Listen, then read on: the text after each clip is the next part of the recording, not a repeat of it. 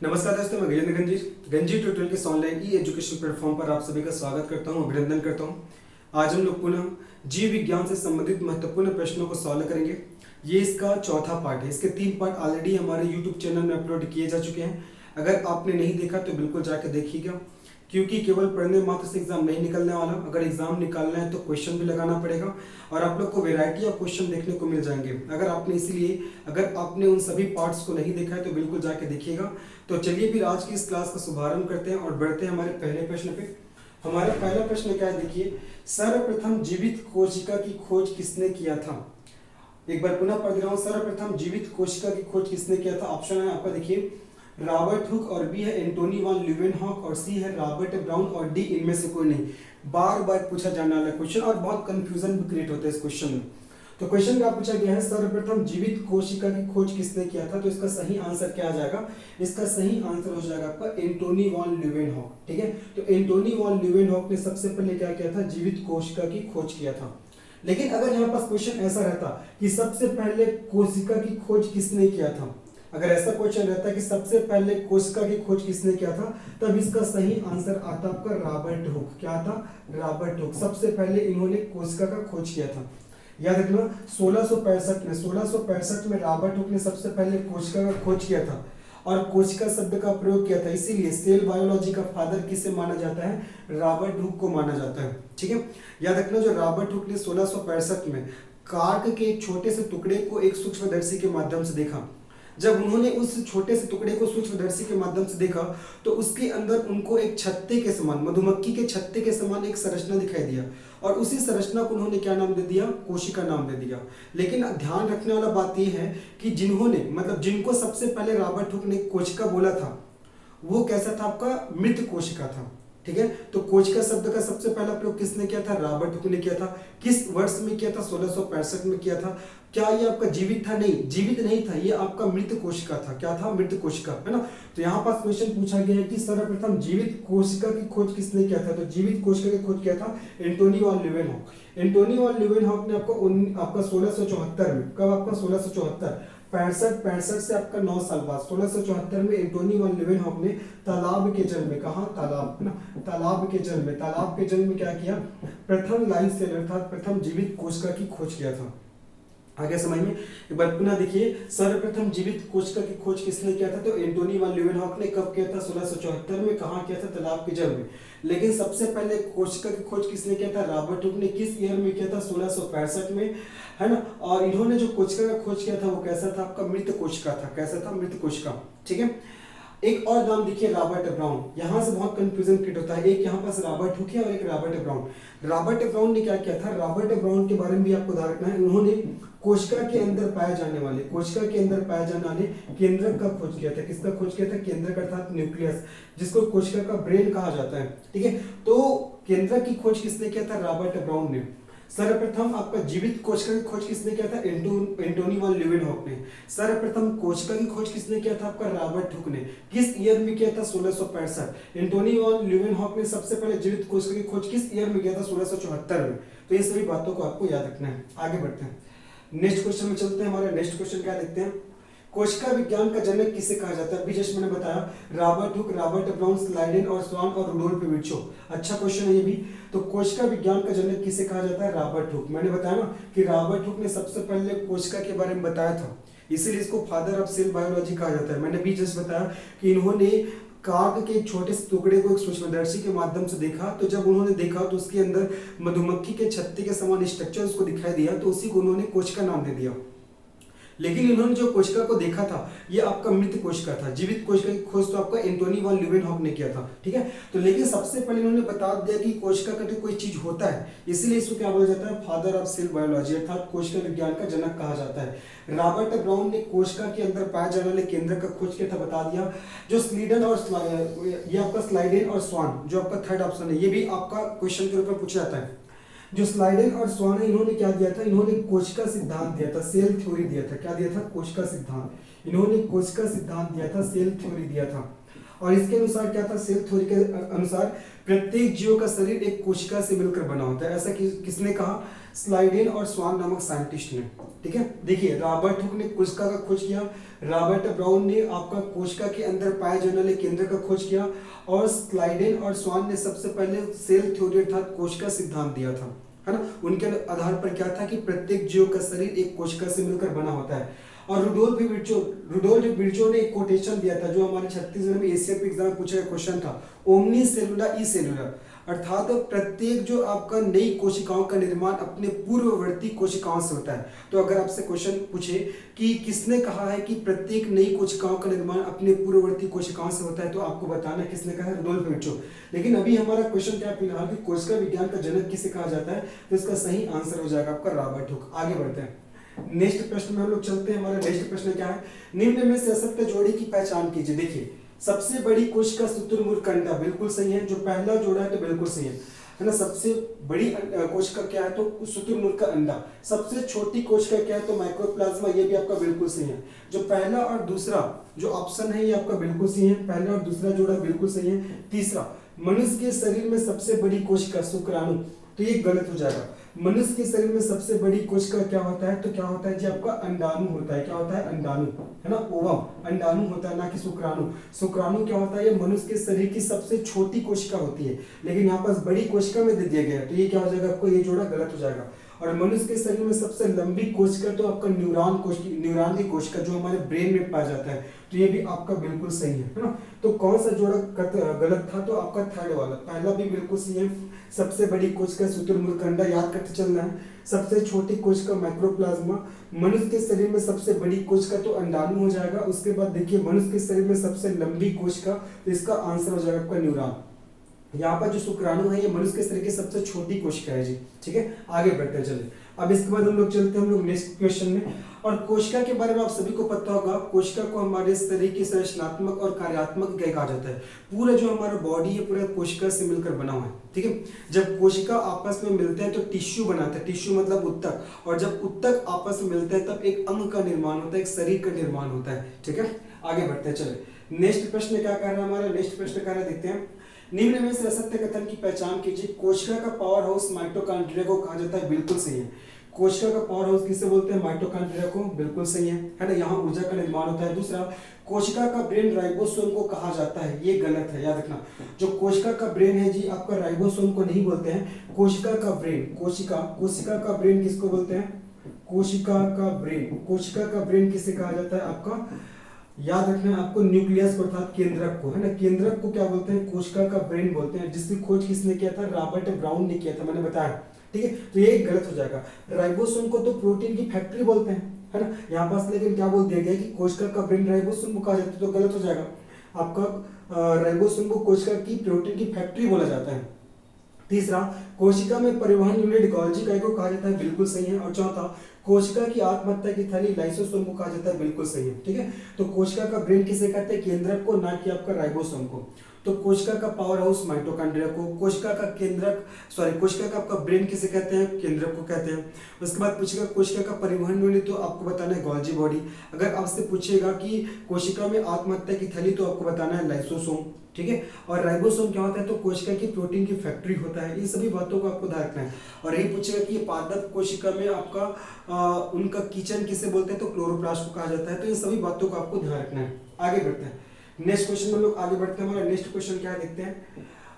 नाभिक के अलावा कोशिका के किस कोशिकाओं में डीएनए होता है, आपका सेंट्रियोल में, गोल्जी उपकरण में, लाइसोसोम में, और आपका माइटोकॉन्ड्रिया।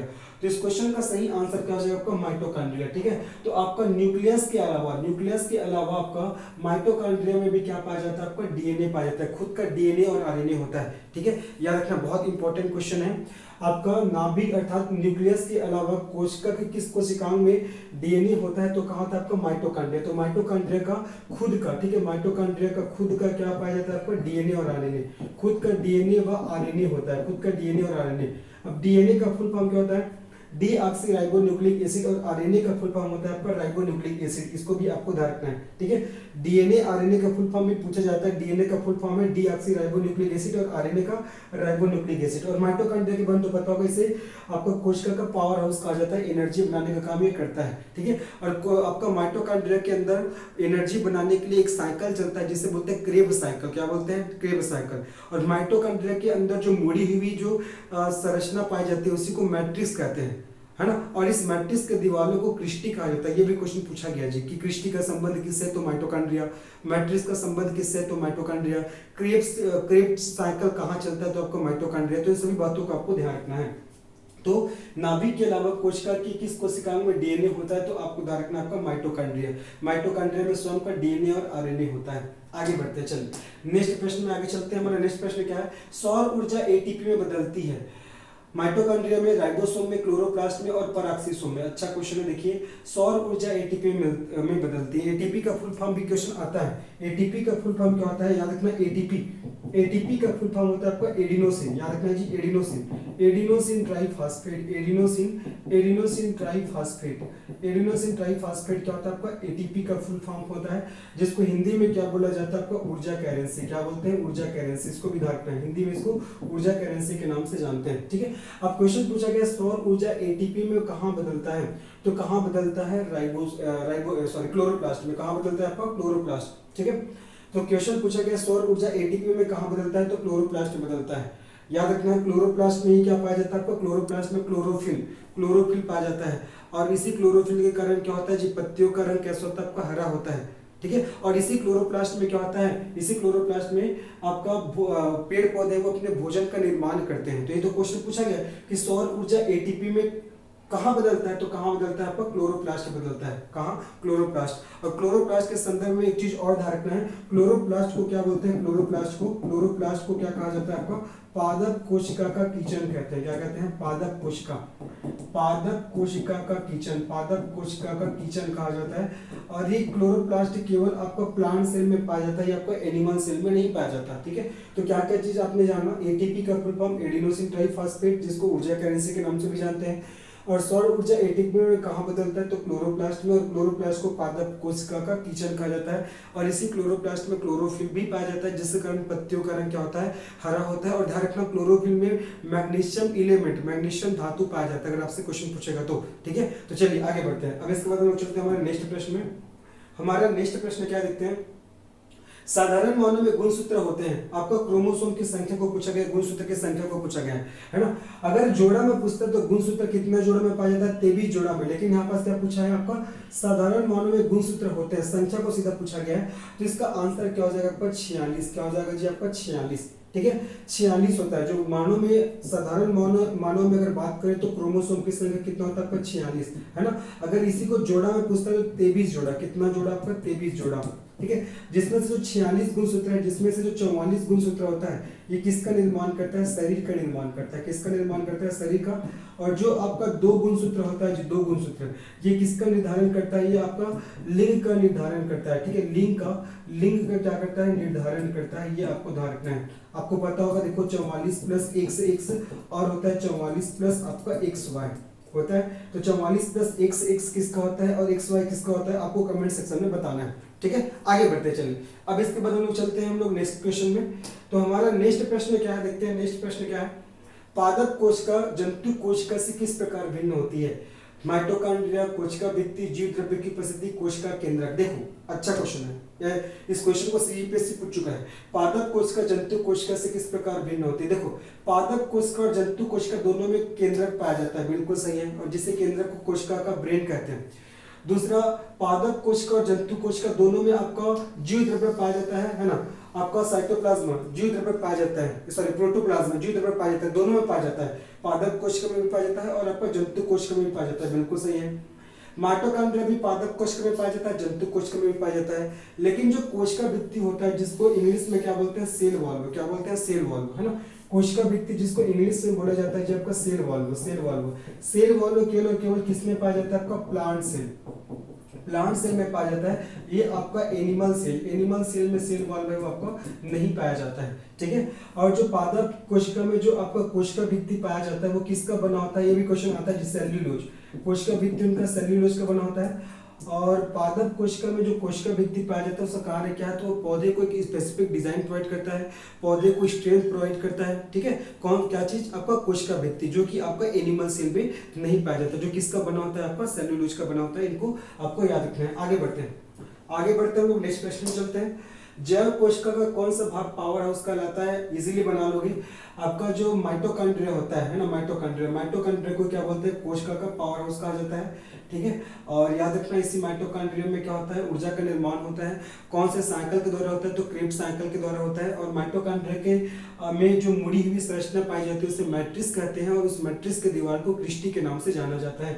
तो जैव कोशिका का कौन सा भाग पावर हाउस कहलाता है, तो माइटोकॉन्ड्रिया, ठीक है। केंद्रक को क्या बोलते हैं हम लोग, ब्रेन बोलते हैं, कोशिका का ब्रेन बोला जाता है। कोशिका भित्ति सेल वॉल में जो केवल प्लांट सेल में पाया जाता है, ठीक है। आगे बढ़ते चलिए, नेक्स्ट प्रश्न हमारा क्या है, नेक्स्ट प्रश्न आगे बढ़ता है। प्लाज्मा झिल्ली बनी होती है, प्लाज्मा झिल्ली प्रोटीन से, कार्बोहाइड्रेट से, लिपिड से और ए और बी दोनों से। तो याद रखना जो प्लाज्मा झिल्ली जो एक होता है आपका, देखो एक होता है आपका कोशिका भित्ति, याद रखना आपको, एक होता है जो कोशिका भित्ति, एक क्या होता है आपका कोशिका भित्ति, एक होता है आपका कोशिका भित्ति और एक होता है आपका कोशिका झिल्ली।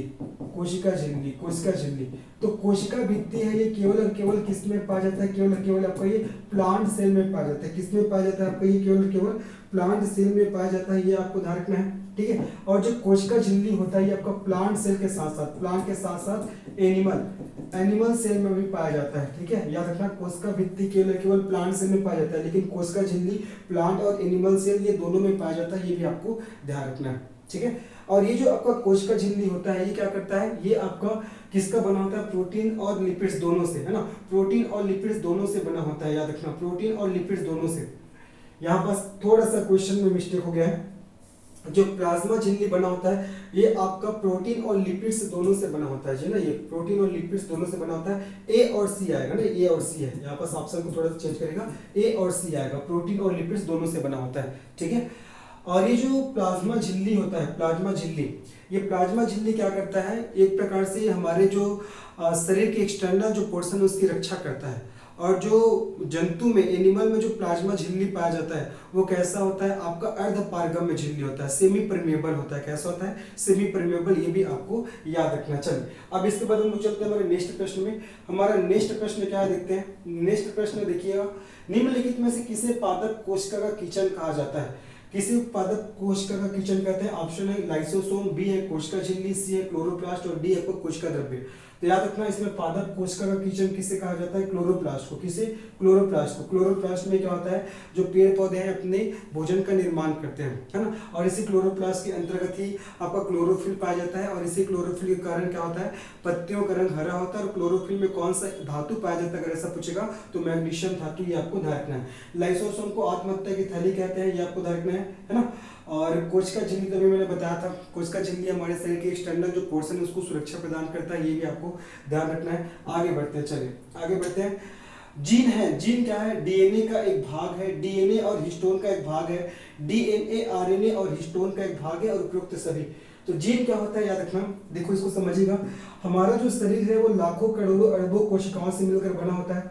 और इस कोशिकाओं के अंदर क्या होता है, धागेनुमा संरचना पाई जाती है। हमारा शरीर करोड़ों अरबों कोशिकाओं से मिलकर बना है। इस कोशिका का अपना केंद्रक होता है और इस केंद्रक के अंदर धागेनुमा संरचना पाई जाती है। और इसी धागेनुमा संरचना को क्या बोला जाता है, आपका डीएनए।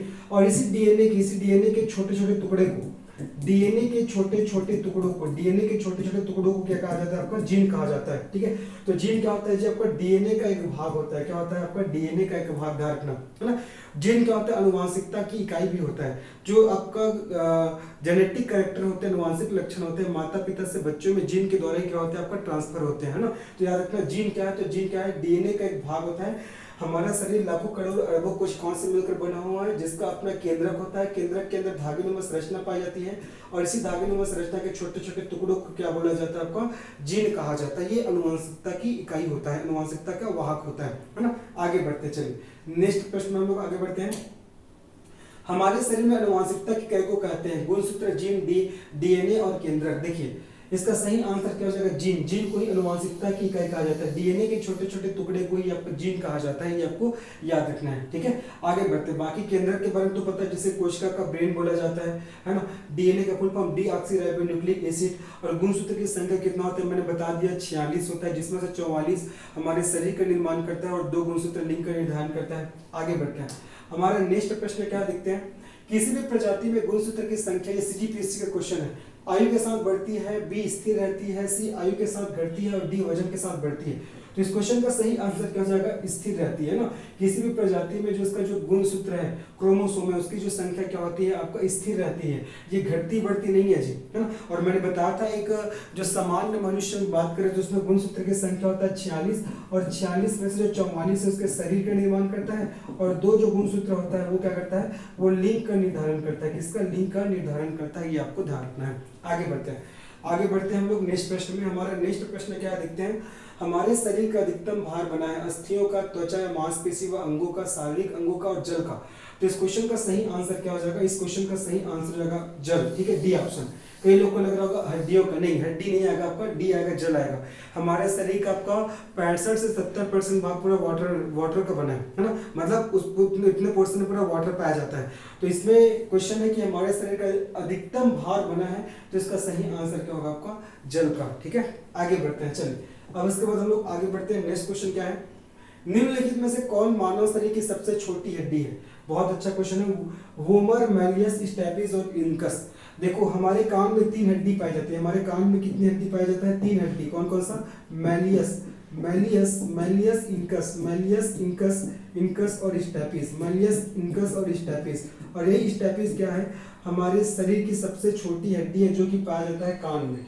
एक कान में 3 हड्डी पाया जाता है, तो दोनों कान में कितना हो जाएगा आपका? 6, है ना। तो दोनों कान को मिलाकर 6 हड्डी पाया जाता है, जिसमें से सबसे छोटी हड्डी स्टेपिस हमारे कान में ही पाया जाता है। सबसे बड़ी हड्डी पूछेगा तो आपका जांघ की हड्डी, जिसको बोलते हैं फीमर, फीमर, है ना, ये भी आपको ध्यान रखना है।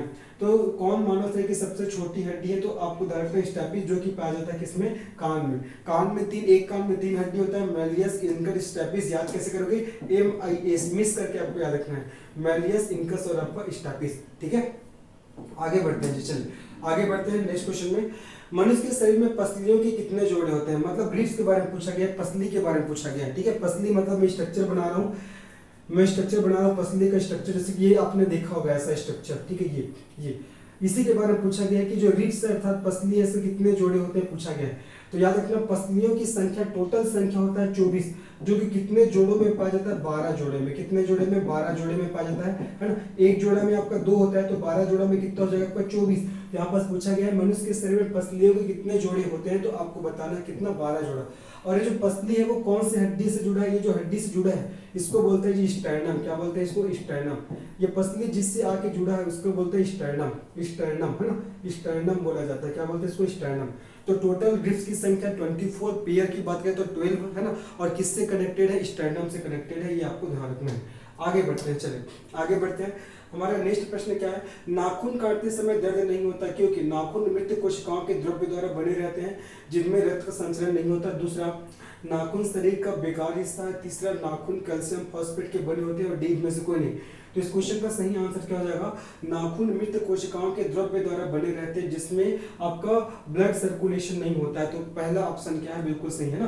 तो नाखून है वो मृत कोशिकाओं के द्रव्य द्वारा बनते हैं और जिसमें आपका ब्लड का सर्कुलेशन नहीं होता है, ये आपको याद रखना है। तो इसका सही आंसर आपका ए हो जाएगा। नेक्स्ट प्रश्न में आगे बढ़ता हूँ। नेक्स्ट प्रश्न क्या है, अस्थि एवं दंत निर्माण हेतु निम्नलिखित में से किनकी आवश्यकता होती है, सोडियम और पोटेशियम, लव और कैल्शियम, सोडियम और कैल्शियम, कैल्शियम और फास्फोरस। तो इजीली इसका आप लोग आंसर कर लिए होंगे। तो इसका सही आंसर हो जाएगा कैल्शियम और फास्फोरस। हमारे शरीर में हड्डी और दांतों के विकास के लिए ये मिनरल्स बहुत इंपॉर्टेंट है, कैल्शियम और फास्फोरस। तो इस क्वेश्चन का सही आंसर क्या हो जाएगा आपका, कैल्शियम और फास्फोरस, ठीक है। और आप सभी को पता होगा विटामिन डी भी हमारे शरीर में हड्डी और दांतों के विकास के लिए अत्यंत महत्वपूर्ण होते हैं। और विटामिन डी की कमी से बच्चों में रिकेट्स रोग होता है और वयस्कों में ऑस्टियोमालाइसिस नामक रोग होता है, ठीक है। आगे बढ़ते हैं, चलिए नेक्स्ट क्वेश्चन में आगे बढ़ते हैं। हमारा नेक्स्ट क्वेश्चन क्या है देखते हैं, अगर अग्नाशय में खराबी हो तो क्या होगा। अग्नाशय की बात हो रहा है, पेनक्रियास की बात हो रहा है। पाचन क्रिया ठीक नहीं होगी, इंसुलिन और ग्लूकेगॉन नहीं बनेंगे, सी रक्त निर्माण बंद हो जाएगा और डी रक्तचाप बढ़ जाएगा। पूछा गया अगर पेनक्रियास में कोई खराबी होती है तो क्या होगा। तो याद रखना जो पेंक्रियाज है, अग्नाशय है, ये हमारे शरीर की मिश्रित ग्रंथि है, इसे हमारे शरीर में मिक्स्ड ग्लैंड बोलते हैं, है ना। अग्नाशय ग्रंथि को याद रखना, क्वेश्चन कई बार पूछा गया है। जो अग्नाशय है, अग्नाशय ग्रंथि, इसको क्या बोला जाता है, हमारे शरीर में मिश्रित ग्रंथि या मिक्स्ड ग्लैंड बोलते हैं।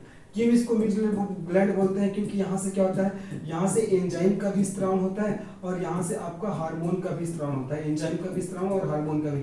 अब आपके दिमाग में क्वेश्चन आ रहा होगा सर ये एंजाइम और हार्मोन क्या होता है, तो एंजाइम किसी अभिक्रिया को एक्टिव करता है और हार्मोन अंग को एक्टिव करता है। तो आपका जो अग्नाशय ग्रंथि है इसको मिक्स्ड ग्लैंड इसलिए बोला जाता है क्योंकि यहाँ से एंजाइम और हार्मोन दोनों का स्त्राव होता है ना। और हार्मोन के रूप में यहाँ से दो हार्मोन का स्त्राव होता है, इंसुलिन और ग्लूकेगॉन। ये इंसुलिन हार्मोन करता क्या है जी, इंसुलिन हार्मोन अतिरिक्त ग्लूकोज को ग्लाइकोजन में कन्वर्ट कर देता है ना।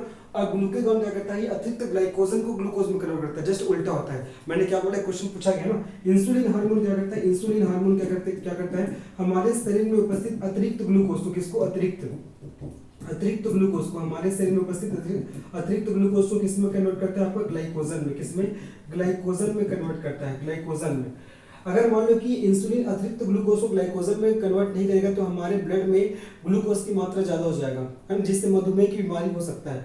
तो इसको बदलने का काम कौन करता है, इंसुलिन। इंसुलिन क्या करता है, अतिरिक्त ग्लूकोज को ग्लाइकोजन में कन्वर्ट करता है, और जो ग्लूकेगॉन क्या करता है, ये अतिरिक्त ग्लाइकोजन को ग्लूकोज में कन्वर्ट करता है ना। ये तो अगर सपोज अग्नाशय खराब हो जाएगा तो जाहिर सी बात है इंसुलिन और ग्लूकेगॉन नहीं बनेंगे, बिल्कुल सही है ना। तो इसका सही आंसर क्या होगा, आपको बी होगा। साथ ही साथ रखना, अग्नाशय को मिश्रित ग्रंथि के नाम से भी जाना जाता है, क्यों, क्योंकि यहाँ से आपका enzyme as well as hormone दोनों का सिक्रेशन होता है। आगे बढ़ते हैं नेक्स्ट प्रश्न में। हमारा नेक्स्ट प्रश्न क्या है, देखते हैं। मानव शरीर में निम्नलिखित में से कौन सी ग्रंथि अंतःस्रावी एवं बहिःस्रावी दोनों ही प्रकार की ग्रंथि है, विशिष्ट ने बताया।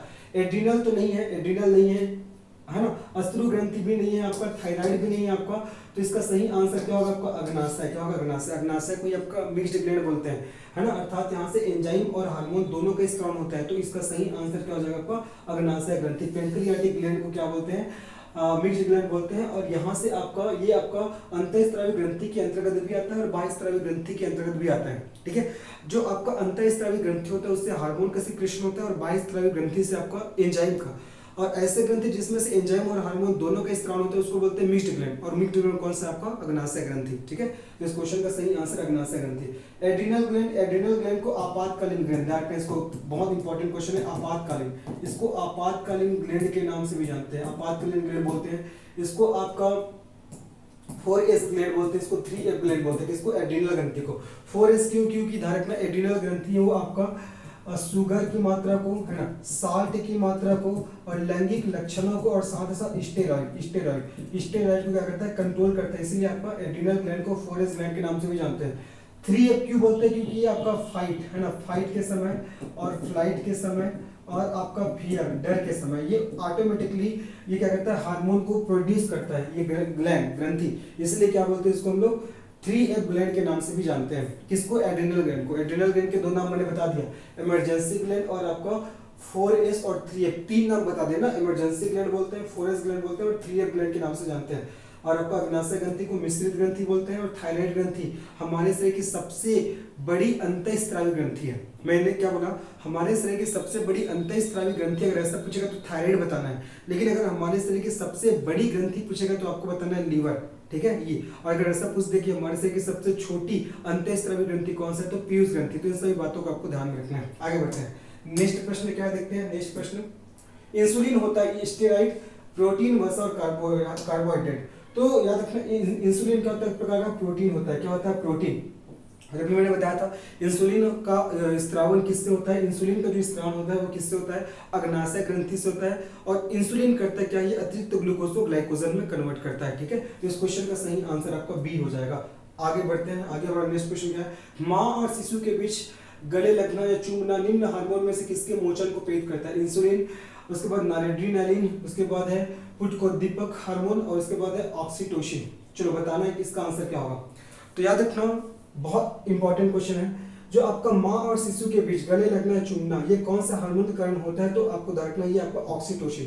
और इसी ऑक्सीटोसिन हार्मोन को क्या बोलते हैं, जो आपका लव हार्मोन बोलते हैं। क्या बोलते हैं, लव हार्मोन बोला जाता है। इसी को आपका बर्थ हार्मोन बोलते हैं और इसी को आपका मिल्क इजेक्शन हार्मोन के नाम से भी इसको जाना जाता है। लव हार्मोन क्यों? क्योंकि ये आपका माता का बच्चों के प्रति प्रेम या बच्चों का माता के प्रति प्रेम को प्रदर्शित करता है ना।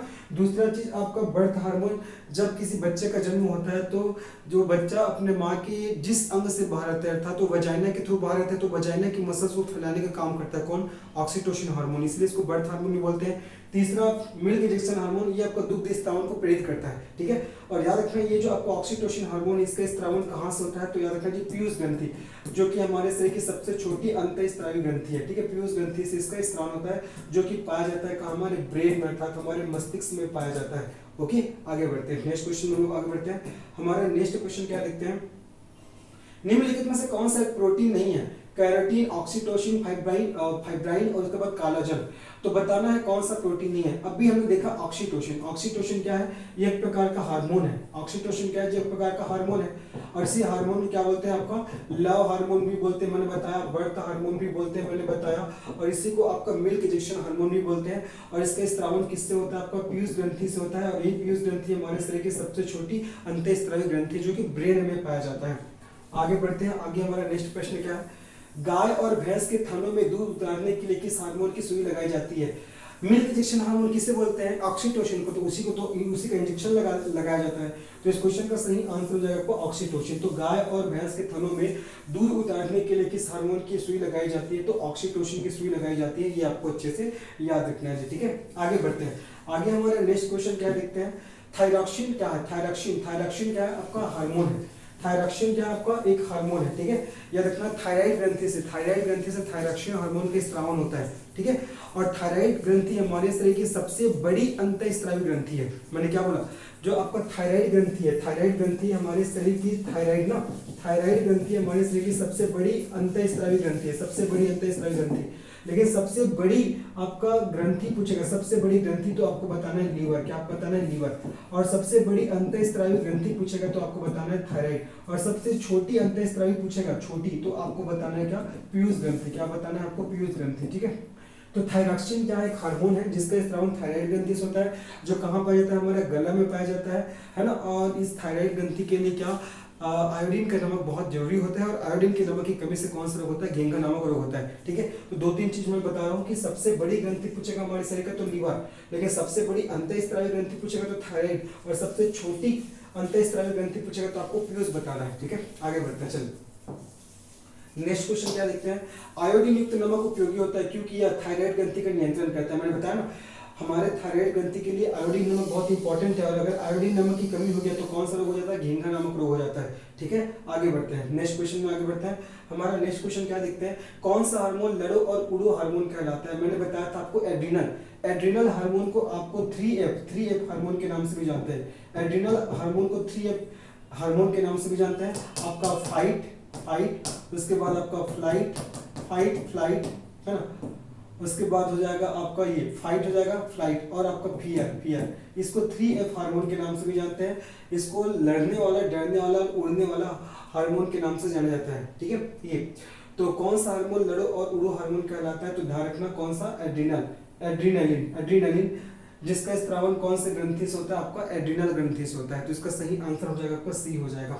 आगे बढ़ते हैं। आगे हमारा नेक्स्ट प्रश्न क्या है देखते हैं। नेक्स्ट प्रश्न देखिए, ये आपका आज का हमारा लास्ट क्वेश्चन था। होपफुली ये आपको समझ में आया होगा, पसंद आया होगा वीडियो। तो अगर आपको ये पसंद आया तो निश्चित ही इस वीडियो को लाइक करिए, सब्सक्राइब करिए और अपने दोस्तों को भी शेयर करिए। मिलते हैं हम लोगों इसके नेक्स्ट पार्ट में। तब तक के लिए धन्यवाद, बाय।